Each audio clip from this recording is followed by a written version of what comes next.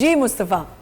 अच्छा, मेरा अपना अगर मैं अपना बैकग्राउंड बताऊं ना, तो मैं डे वन से टीचिंग ही कर रहा हूँ। ठीक है। और टीचिंग में मैं ऑनेस्टली ये कहूँगा कि क्विक मनी बनता है, यानी बहुत बहुत क्विक मनी बनता है। यानी आपको कई बार तो एक चीज मुझ में भी, और जो भाई है मेरे सुभान भाई, हम दोनों ने एक चीज को, हमारे पूरा ग्रुप था तो उसमें कुछ लोग इतने शाखर्च थे कि उनके पास पैसा आता था ना, वो तो यानी एक्सट्रीम अय्याशी करते थे। हाँ, खुला हाथ जिसे कहते हैं, हाथ में छेद है जैसे, पे इतना खर्च कर देते थे, पार्टीज ये वो। लेकिन मुझे याद है हम दोनों भाई डे वन से, हम लोग मेमन भी हैं। चलो तो फिर देयर यू गो। तो हम लोग डे वन से मेमन तो बहुत सेविंग करते हैं, और हम लोग हमेशा बोलते हैं कि हमने सबसे पहले अपनी प्रॉपर्टीज बनाई। आपको सबसे पहले अपने रेंट से हटना है। अगर if you are living on a rent house, ये कहते हैं फिक्स कॉस्ट आपको किल कर देती है। यानी अभी आपने कोविड देखा ना रिसेंटली, कोविड में वो बिजनेस इजीली सरवाइव कर गए जिनकी फिक्स कॉस्ट कम थी, और जिनकी फिक्स कॉस्ट हाई थी वो यूं करके तबाह हो गए। तो आपने किसी भी तरह अपने आपको रेंट से हटाना है, अपनी प्रॉपर्टीज बनानी है, ताकि आपके पास एक पैसिव इनकम भी क्रिएट हो जाए, बिल्कुल, ताकि आप डिपेंडेंट ना हो। अच्छा, इसका एक फायदा ये भी होता है,